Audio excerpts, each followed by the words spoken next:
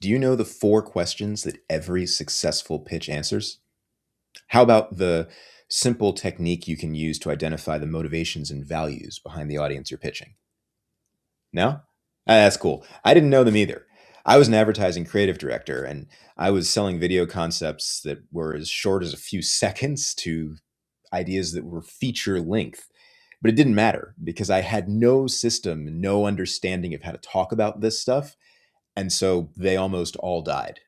Eventually, I figured it out. It only took me 5 or 6 years, but I now can explain it in way less time than that. So I would love to come to Austin and talk about what those four questions are that every successful pitch answers and how you can identify the motivations and values of your audience so that when you answer those questions, it is as persuasive and compelling as possible.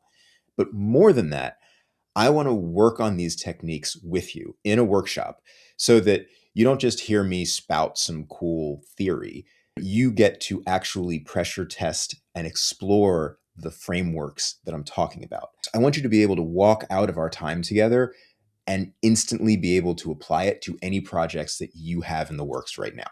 So toss me a vote. I would love to help you tell better stories about the stories you're trying to tell. Yeah, that works.